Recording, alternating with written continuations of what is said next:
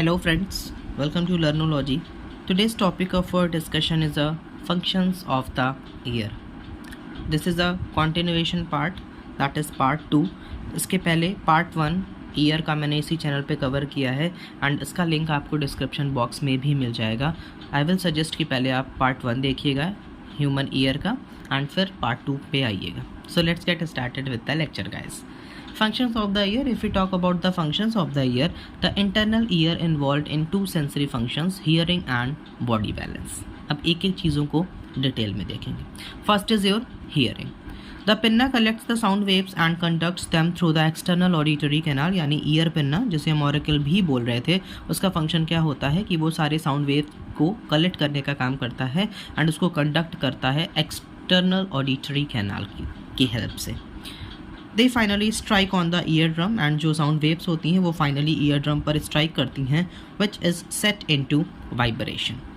The Eustachian tube equalizes the air pressure on either side of the ear drum allowing it to vibrate freely. यानी Eustachian tube का क्या function होता है, वो equalise करने का काम करता है एयर प्रेशर को दोनों साइड से.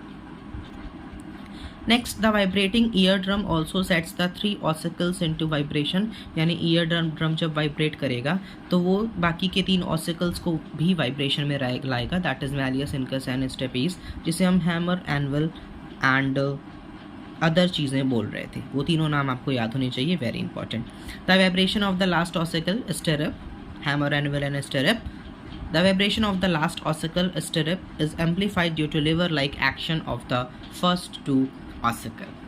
The vibrating stirrup transmit the vibration to the membrane of the oval window. यानी जो stirrup वाइब्रेट कर रहा था वो वाइब्रेशन को ट्रांसफ़र करेगा या ट्रांसमिट करेगा ओवल विंडो की मेम्ब्रेन तक, which in turn sets the fluid contained in the cochlear canals also into vibration. और ऐसे चीज़ ये जो वाइब्रेशन है ये धीरे धीरे ट्रांसफ़र होता रहेगा.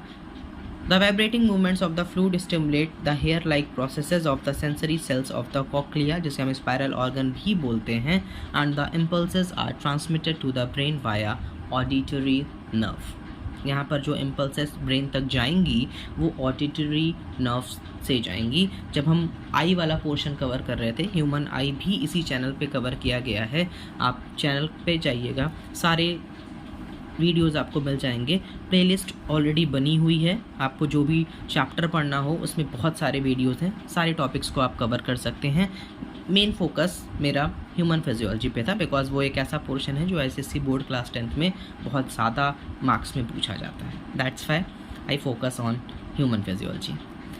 आई के पोर्शन में जो नर्व ब्रेन तक जाती है वो उस नर्व का नाम है optic nerve. The different areas of the cochlear canal are suited to sounds of different pitches. Most of the sound we hear are combination of vibration at many different rates of speed as well. That is of different pitches. We cannot pick up vibration for all frequencies. ऐसा थोड़ी है कि जितनी भी ज़्यादा से ज़्यादा frequency हो हम सारे फ्रीक्वेंसी को के वाइब्रेशंस को सुन सकें. No, not at all. We have a range. Our sensory endings can receive only those from 20 to 20,000 hertz. ये भी कभी कभी पूछता है. But the most keenly heard sounds are those at frequency between 1000 to 4000 hertz. The dog can perceive sounds or even higher frequencies. Next very important function of ear is balancing. 2 function हमने देखा, hearing and balancing. As the head is turned in different direction, जब हम अपने head को अलग अलग direction में move करवाते हैं, the fluid inside the semicircular canal is also shaken. यानी semicircular canal के अंदर जो fluid present होता है वो भी somewhat shake करता है. The moving fluid in the canal pushes against sensory hair cells, sending the nerve impulse through the nerve fibers attached to them.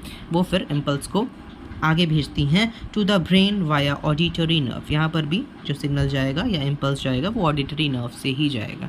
The sensory cells in the semi circular canals are concerned with dynamic equilibrium. यानी जो sensory cells semi circular canal में present होती हैं वो किसके लिए responsible हैं, dynamic equilibrium. That is while the body is in motion. Similar sensory patches are also located in the utriculus and sacculus. कुछ सेंसरी पैचेस आपके यूट्रिकुलस और सैकुलस में भी प्रेजेंट होते हैं, which register the static balance with respect to the gravity. Static balance को हम positional balance भी बोलते हैं. This is again a very beautiful diagram to understand the concept of human ear very well. आपको ear drum दिख रहा है, hammer, anvil, oval window, stirrup and round window.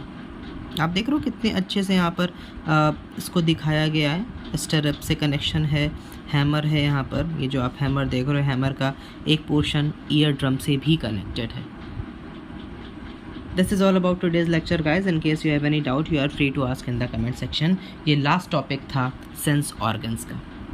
Thank you. Like, subscribe and share. Please hit the like button if you feel so. Thanks a lot.